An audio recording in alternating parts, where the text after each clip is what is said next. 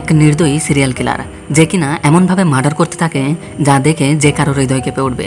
কিন্তু ভিকটিম কোনো সাধারণ মানুষ নয়। এই সিরিয়াল কিলারের ভিকটিম হচ্ছে শহরের বিভিন্ন থানার পুলিশ অফিসার।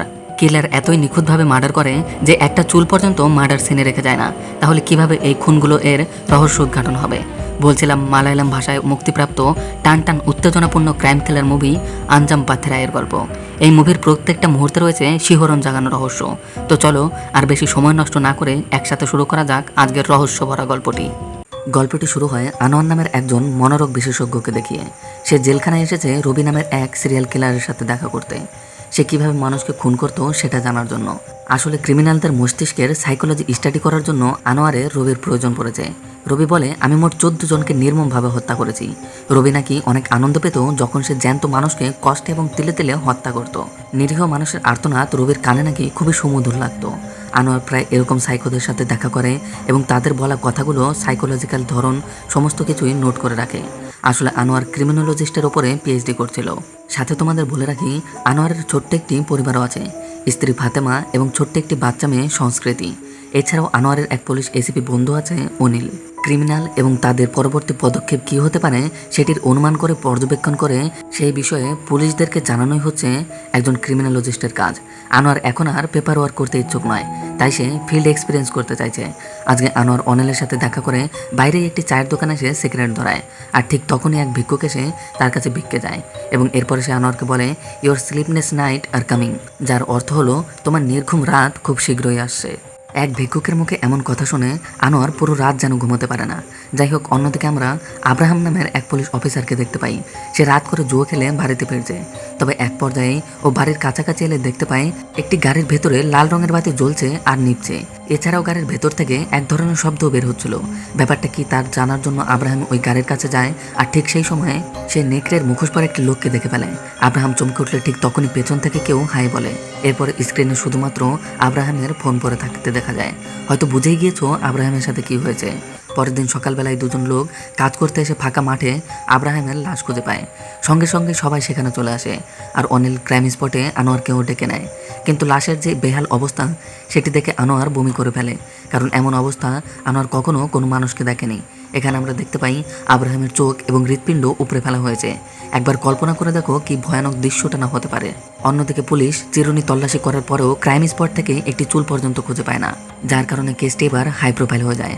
আর কেসটি হ্যান্ডেল করার দায়িত্ব পড়ে ক্যাথরিন নামের একটি ফিমেল পুলিশ অফিসারের কাছে। এরপরেই দেখা যায় সবাই আব্রাহামের বাড়ির আশেপাশে জেরা করছে, কিন্তু দুঃখের বিষয়ে কোনো ধরনের লিড তারা এখন পর্যন্ত খুঁজে পায়নি।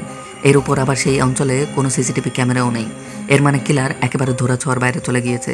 এরপরেই আমরা আবার দেখতে পাই পোস্টমর্টম ডাক্তার বলছে কি করে তারা আব্রাহামকে হত্যা করেছে।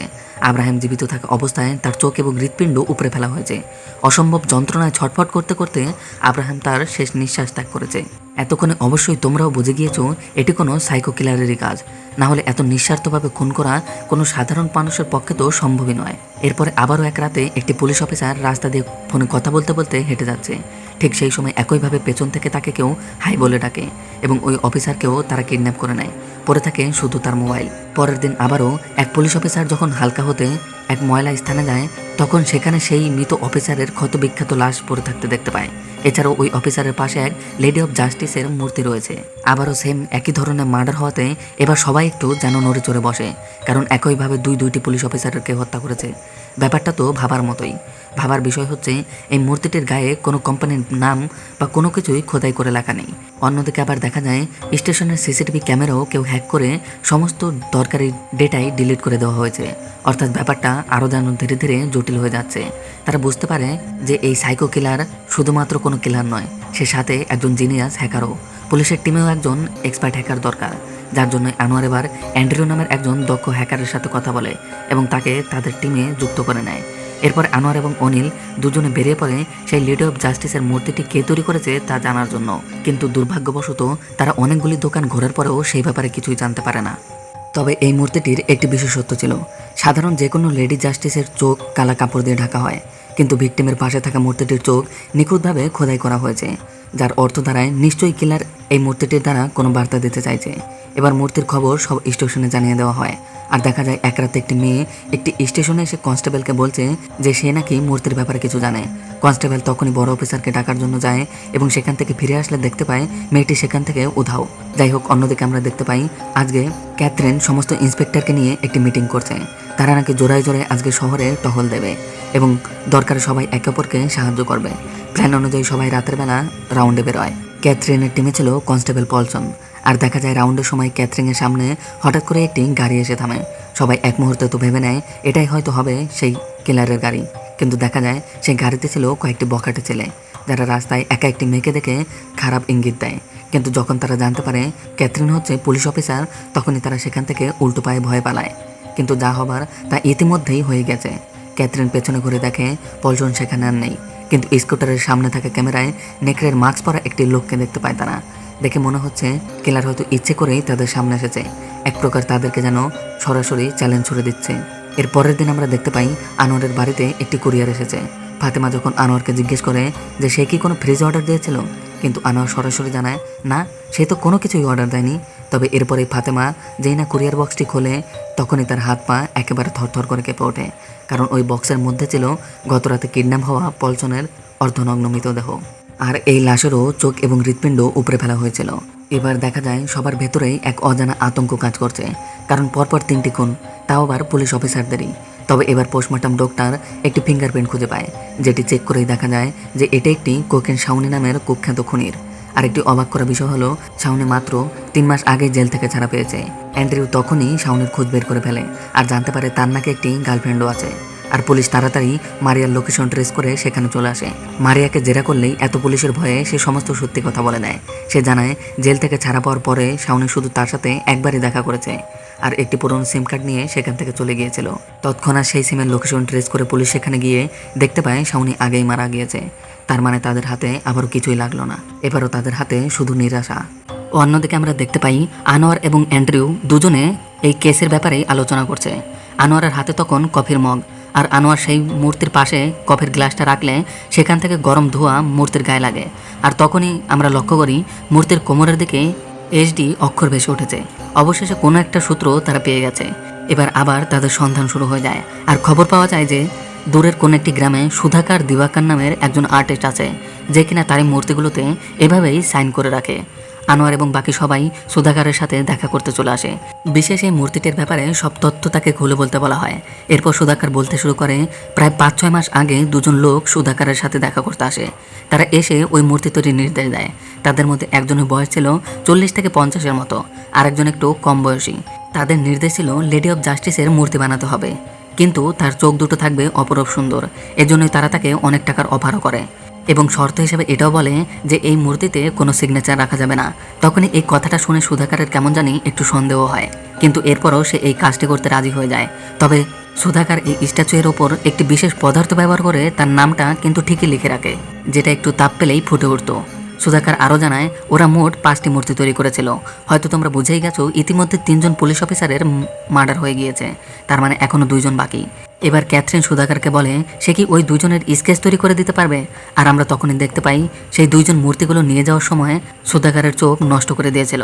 আর এখানে আমরা সুধাকারের সেই মেয়েকেও দেখতে পাই, যে কিনা ওই রাতে পুলিশকে মূর্তির ব্যাপারে তথ্য দিতে গিয়েছিল, কিন্তু কেউ একজন তাকে ফোন করে হুমকি দিয়েছিল, যার জন্যই সে ভয়ে সেখান থেকে চলে এসেছিল। এবার তারা বুঝতে পারে হয়তো কিলার তাদের উপরে নজর রাখছে। তারপর সবাই সেখান থেকে চলে আসে, আর আমরা জানতে পারি অ্যান্ড্রিউ একটি বিশেষ ধরনের অ্যাপস তৈরি করেছে। মোবাইলটি যখন হাত থেকে নিচে পড়ে যাবে তখন ওই অ্যাপসটি থেকে অ্যালার্ম চলে আসবে কন্ট্রোল রুমে, যার ফলে হয়তো কিলারকে ধরা সম্ভব হলেও হতে পারে, কেননা কিলার সবসময় মোবাইল ফোন স্থানে রেখে তারপরে যায়। এরপরে আবারও এক রাতে আমরা শরৎ নামের একজন পুলিশ অফিসারকে দেখতে পাই। সে ঘরের সাধারণ কাজকর্ম করতে থাকে। তবে সেই সময় ওর বাড়িতে হঠাৎ কারেন্ট চলে যায়। তবে সেই সময় পেছন থেকে মাস্ক পরিহিত সেই ব্যক্তি হাজির হয়, আর সে তার চিরচেনা শব্দ হাই বলতে থাকে। তবে এবার গল্পে আসে নতুন টুইস্ট। কিলার শরৎকে কিডন্যাপ করতে বাধ্য হয়, এমনকি তাদের দুজনের সাথে এবার ফাইট শুরু হয় শরতের। যেহেতু 2 জন শরতের সাথে ফাইট করছিল, তাই সে বেশি একটা সুবিধা করতে পারে না।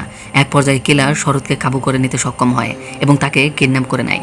অন্যদিকে কন্ট্রোল রুমে ফোনের নোটিফিকেশন চলে আসলে আনোয়ার বেরিয়ে পড়ে শরতের বাড়ির উদ্দেশ্যে। এবার শরৎ কিডন্যাপ হয়ে গেল ঘটনায় আসে কিছু নতুন তথ্য। তারা দেখতে পায় ঘরের মধ্যে জিনিসপাতি এদিক ওদিক ছড়িয়ে ছিটিয়ে রয়েছে। এর মানে শরতের সাথে কিলারের বেশ ধস্তাধস্তি হয়েছে। পুলিশ পুরো ঘর তল্লাশি করলে সেখান থেকে একটি ফিগনেট স্পিনার খুঁজে পায়। এরপরেই আমরা এক ট্রেন স্টেশনকে দেখতে পাই। এখানে এক মহিলা এক বৃদ্ধ ব্যক্তিকে একটি হুইল চেয়ারে বসিয়ে কোথাও নিয়ে যাচ্ছিল, কিন্তু ট্রেন চলার পরে সবাই এক এক করে নেমে গেলেও সেই বৃদ্ধ সেখানেই বসেছিল। এর পরপরই টিভিতে খবর দেখানো হয় নিখোঁজ হওয়া শরণের লাশ ট্রেন স্টেশনে পাওয়া গিয়েছে। আর এখান থেকে আমরা বুঝতে পারি সেই বৃদ্ধ লোকটি শরণ ছিল, তাকে হত্যা করে এভাবে বসিয়ে রাখা হয়েছিল। আর যে মহিলাটি ট্রেনে তাকে সাথে করে নিয়ে এসেছিল সে জেনে বুঝেই ক্যামেরার সামনে এসে বসে থাকে, যাতে পুলিশ তার সাহস দেখতে পায়। আনোয়ার বাড়িতে ফিরে পুরো ব্যাপারটা ভাবছে, আর সে কিছু একটা মনে করেই আবারও রাতের বেলায় ক্যাথরিনের বাড়িতে চলে আসে। আনোয়ার এবার ক্যাথরিনকে পুরো ব্যাপারটা বোঝাতে শুরু করে যে কিলার কিভাবে ভিকটিমকে শুধুমাত্র হাই বলে কিডন্যাপ করে নিত। আসলে কিলার হঠাৎ করেই ভিকটিমের সামনে চলে আসতো ভয়ানক নেকড়ের মাস্ক পরে, যেটা দেখে ভিকটিম আটকে উঠত। আর এই সুযোগটি নিয়েই অন্য একজন ভিকটিমকে হিপনোটাইজ করে ফেলতো। কিন্তু সেদিন শারণ অতিরিক্ত মাত্রায় ড্রাঙ্ক ছিল, তাই কিলার তাকে হিপনোটাইজ করতে অসফল হয়। আনোয়ার আরও জানায় যে আমাদের কোনো সাধারণ কিলারের সাথে মোকাবেলা হচ্ছে না, সে আমাদের ব্রেন নিয়ে খেলা করছে। আনোয়ার পরের দিনই সেই স্পিনের ব্যাপারেই ভাবতে ভাবতেই তার এক কিলারের কথা মনে পড়ে, যেও একইভাবে স্পিনার নিয়ে খেলা করতো। সে তৎক্ষণাৎ কন্ট্রোল রুমে এসে তার ব্যাপারে ডকুমেন্ট চেক করলে জানতে পারে এর নাম হচ্ছে সাইমন। সে আমেরিকা থেকে ইঞ্জিনিয়ারিং ডিগ্রি নিয়ে দেশে ফিরেছিল, কিন্তু দিনের বেশিরভাগ সময়ে সে নিজেকে ঘরের মধ্যে বন্দি রাখত। একদিন তার বাবা দেখতে পায় সাইমন কম্পিউটারে মানুষদের কাটাছেঁড়া ভিডিও দেখে অনেক আনন্দ পাচ্ছে। এটা দেখে ওর বাবা মা তাকে বেশ বকাঝকা করে। কিন্তু এই ঘটনার পরে বেশ কয়েকদিন হয়ে গেল সাইমনের বাবা মার কোনো খবর পাওয়া যাচ্ছিল না। প্রতিবেশীরা কিছু একটা ভেবেই পুলিশের কাছে কমপ্লেন করলে সাইমনের বাবা মার খণ্ড খণ্ড অংশ ফ্রিজ থেকে উদ্ধার করা হয়। তার মানে তো তোমরা বুঝতেই পারছো, সাইমন ওর বাবা মাকে টর্চার করে মেরে ফেলেছিল। কিন্তু দুঃখের বিষয় হচ্ছে সাইমনও জেলের ভেতরে একটি অগ্নিকাণ্ডে মারা যায়। তার মানে এই সূত্রটাও ঠিকঠাক মতো কাজ করছে না। এছাড়াও এরপর যে কিলার কী করবে তাও তাদের মাথায় ঢুকছিল না।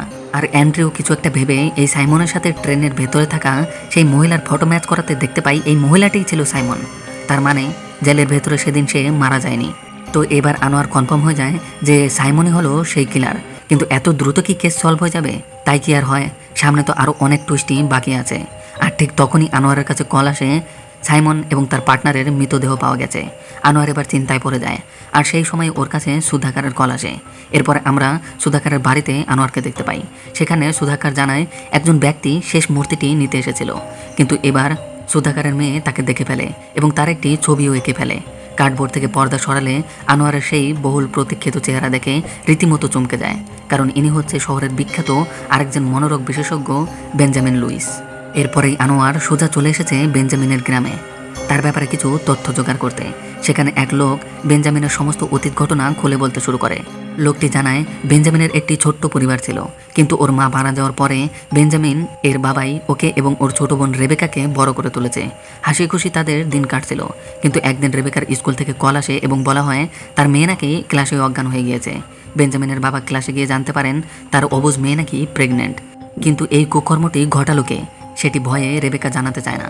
কিন্তু একদিন রেবেকা ওর বাবার কষ্ট সহ্য করতে না পেরে সব সত্য জানিয়ে দেয়। ওর জীবন নষ্ট করার পেছনে রয়েছে ওদের গ্রামেরই ফাদার ফ্র্যাঙ্কো। রেবেকা আসলে ফাদারের অফিসেই পার্ট টাইম জব করত। আর একদিন সুযোগ পেয়েই ফ্র্যাঙ্কো রেবেকার সাথে শারীরিক সম্পর্ক করে, আর যা হবার তাই হয়। আর এটা জেনেই বেঞ্জামিনের বাবা এবার সোজা চলে আসে থানায় ফ্র্যাঙ্কোর বিরুদ্ধে কেস করতে। আর এই স্টেশনের দায়িত্বে যে পুলিশ অফিসার ছিল সেটিই ছিল অনিল। কমপ্লেন পেয়ে অনিল ফাদার ফ্র্যাঙ্কোর সাথে দেখা করে, আর ফাদার তাকে বেশ টাকা দিয়ে কেসটিকে দফারফা করতে বলে। আর অনিল তার অফারে রাজি হয়ে যায়। আর সে সোজাসুজি বেঞ্জামিনের বাড়িতে এসে তার বাবাকে মারধর করতে শুরু করে। অনিল বলেছিল তোর মেয়েকে তুই নিজেই রেপ করেছিস, এটি তুই নিজেই স্বীকার করে নিবি, না হলে আমি তোদের সবাইকে মেরে ফেলবো। বেঞ্জামিনের বাবা আর কোনো উপায় না পেয়ে এই অমানবিক প্রস্তাবেও রাজি হয়ে যায়। এরপরে দেখানো হয় বেঞ্জামিনের বাবাকে জেলে নিয়ে যাওয়া হচ্ছে। ইতিমধ্যে চারিদিকে খবর উঠে গেছে, সবাই ছিছি করছে তাদের। অন্যদিকে রেবেকাকে গ্রাম ছেড়ে অনেক দূরে পাঠিয়ে দেওয়া হয়। বেঞ্জামিন তার বাবার সাথে দেখা করতে আসলে তার বাবা তাকে বলে অনেক ভালো করে লেখাপড়া করে অনেক বড় হও, আর তোমার বোনকে খুঁজে বের করে তোমরা একসাথে থেকো। এটাই ছিল বেঞ্জামিন এবং তার বাবার মধ্যেকার শেষ কথোপকথন। কেননা এর পরের দিনই বেঞ্জামিনের বাবা জেলের ভেতরেই আত্মহত্যা করে। মুহূর্তের মধ্যেই বেঞ্জামিনের যেন পুরো জীবনটাই উলটপালট হয়ে যায়। আর এই ঘটনার পরেই বেঞ্জামিনের মনে পুলিশদের জন্য প্রচুর ঘৃণার জন্ম হয়। তাই বহুদিন বেঞ্জামিন নিখোঁজ হয়েও গিয়েছিল। কিন্তু কিছুদিন পরে সে সিদ্ধান্ত নেয় পড়াশোনা করে সে অনেক বড় হবে এবং ওর বাবার মৃত্যুর প্রতিশোধ নেবে। এরপর বেঞ্জামিন পড়াশোনা করে অনেক কষ্ট করে একটি স্কলারশিপ পেয়ে আমেরিকাতে চলে যায়। এই সমস্ত কিছু শুনে এবার আনোয়ারের কাছে পুরো কেসটা জলের মতো সহজ হয়ে যায়। অনিল যে এই কেসের সাথে গভীরভাবে জড়িত এটি বুঝতে তার আর বাকি থাকে না। তাই আনোয়ার অনিলকে ফোন করে বেঞ্জামিনের ব্যাপারে কিছু বলবে জন্য তাকে দেখা করতে বলে। আনোয়ার যখন অনিলের সাথে দেখা করতে যায় তখন সেখানে গিয়ে সে কাউকেই খুঁজে পায় না। সে লক্ষ্য করে পড়ে রয়েছে শুধুই সেখানে অনিলের মোবাইল ফোন। আনোয়ার বুঝে যায় যে অনিল হয়তো কিডন্যাপ হয়ে গিয়েছে। এখন সে কী করবে কিছুই ভেবে উঠতে পারছে না। কিন্তু হঠাৎ করে আকাশে একটি ড্রোন দেখতে পায়, আর সে ড্রোনের ভিডিও ফুটেজ চেক করাতে বেঞ্জামিনের গাড়ি কোথায় গিয়েছে সেটির লোকেশনও ট্র্যাক করতে পেরে যায়। সাথে সাথে সে পুলিশকে ইনফর্ম করে এবং একটি টিম নিয়ে বেঞ্জামিনের সেই গোপন আস্তানায় চলে আসে। এখান থেকে বেঞ্জামিন সেই সমস্ত মার্ডারগুলি করে আসছিল। আসলে এটা ছিল একটি শূকরের ফার্ম, আর এখানে ওরা বেঞ্জামিনের সেই গাড়িটাও দেখতে পায়। ভেতরে বেঞ্জামিন টেবিলের উপরে অনিলকে বেঁধে রেখেছে। ইতিমধ্যেই বেঞ্জামিন অনিলের চোখ উপড়ে নেওয়ার প্রস্তুতি নিচ্ছে। অন্যদিকে আনোয়ার ও টিম নিয়ে ফার্মের ভেতরে ঢুকে পড়ে। সবাই আলাদা আলাদাভাবে বেঞ্জামিনকে তখন খুঁজে বেড়াতে থাকে। এদিকে আবার বেঞ্জামিন এতক্ষণে তাদের উপস্থিতি টের পেয়ে গিয়েছে, তবে সে একে একে এবার সবাইকে মেরে অজ্ঞান করতে থাকে। অপরদিকে আবার দেখা যায় আনোয়ার ততক্ষণে খুঁজতে খুঁজতে অনিলকে অবশেষে খুঁজে পেয়েছে। আর যখন সে অনিলের বাঁধন খুলতে যাবে ঠিক তখনই বেঞ্জামিন পেছন থেকে এসে আনোয়ারের ওপর আক্রমণ করে। এরপরে তাদের দুজনের মধ্যে দুর্দান্ত একটা ফাইট দেখতে পাই। যেহেতু আনোয়ার ফাইটিংয়ে এক্সপার্ট নয় তাই সে বেঞ্জামিন তাকে কাবু করে ফেলেছিল, আর একটু হলেই তাকে মেরেও ফেলতো। ঠিক সেই সময় একটি কাঠের টুকরো দিয়ে ক্যাথরিন বেঞ্জামিনের মাথায় আঘাত করে, যার ফলে এবার বেঞ্জামিন বেহুশ হয়ে মাটিতে লুটিয়ে পড়ে আর আনোয়ারের জীবন রক্ষা পায়। এরপর বেঞ্জামিনকে পুলিশ গ্রেপ্তার করে। এখানে একটা বিষয় ক্লিয়ার করে দেই যে সাইমন এবং শাওনিয়ার সাথে বেঞ্জামিনের কী সম্পর্ক ছিল। যেহেতু বেঞ্জামিন গ্রেপ্তার হওয়ার পরেও পুলিশকে কিছুই বলছে না, তাই তারা নিজেরাই একটি থিওরি বানিয়েছে। হতে পারে কোকেন শাওনি সালমনের কাছে ড্রাগ সাপ্লাই দিত, আর কোনোভাবে হয়তো বেঞ্জামিন সাইমনের খোঁজ পেয়ে যায় ডার্ক ওয়েবসাইট থেকে। এরপরে একটা ভুয়ো নাটক সাজিয়ে সাইমনকে জেল থেকে বের করে আনা হয়। এছাড়াও এক বয়স্ক সাইকো আরবিন্দকেও তারা নিজের দিকে টেনে নেয়। এভাবেই তারা পুরো প্ল্যান করে এই মার্ডারগুলি করে আসছিল, কিন্তু সিচুয়েশন সুবিধার না বলে বেঞ্জামিন তাদেরকে মেরে ফেলেছিল। যাই হোক, এরপর আমরা দেখতে পাই বেঞ্জামিনকে একটি গাড়িতে করে নিয়ে যাওয়া হচ্ছে। এখানে সিচুয়েশন দেখে বোঝা যাচ্ছে হয়তো তারা তাকে এনকাউন্টার করবে। এরপর সত্যি একটি পরিত্যক্ত জায়গায় নিয়ে গিয়ে বেঞ্জামিনকে এনকাউন্টারে শ্যুট করে মেরে ফেলা হয়। বেঞ্জামিন বুক ভরা কষ্ট এবং মুখে হাসি নিয়ে মাটিতে লুটিয়ে পড়ে। আবার আমরা এই সময় অন্যদিকে অনিলকে দেখতে পাই। তার সাথে দেখা করতে অজানা এক মেয়ে এসেছে, আর ঠিক সেই সময় আনোয়ারও অনিলের সাথে কোনো একটা কারণে দেখা করতে এখানে এসেছিল। আনোয়ার সেই মেয়েটিকে অনিলের রুম থেকে বেরিয়ে যেতে দেখে। আনোয়ার অনিলের ঘরে গিয়েই দেখতে পায় সে নিচে লুটিয়ে পড়ে রয়েছে, তার গলা কাটা, অর্থাৎ মেয়েটি তাকে খুন করে এখান থেকে চলে যাচ্ছে। আনোয়ার তাড়াতাড়ি বারান্দায় চলে আসে আর দেখতে পায় মেয়েটা সেখান থেকে চলে যাচ্ছে। আনোয়ার এবার রেবেকার নাম ধরে ডাকাতে মেয়েটা সাড়া দেয়, পিছু ফিরে তাকায়। তার মানে তোমরা বুঝতেই পারছো এই মেয়েটাই ছিল বেঞ্জামিনের ছোট বোন রেবেকা, যে তার পুরো পরিবারের প্রতিশোধ নিয়ে গেল। কিন্তু এবার আনোয়ার তাকে কিছুই বলে না, কারণ অনিলের এই মৃত্যু প্রাপ্য ছিল। অনিল এমন ঘনিষ্ঠ পাপ করেছিল যার সাজা মৃত্যুই। আর এমনই একটা সিনের সাথে আজকের এই দুর্দান্ত মুভিটি এখানেই শেষ হয়। তো গল্পটি কেমন লেগেছে অবশ্যই জানিও।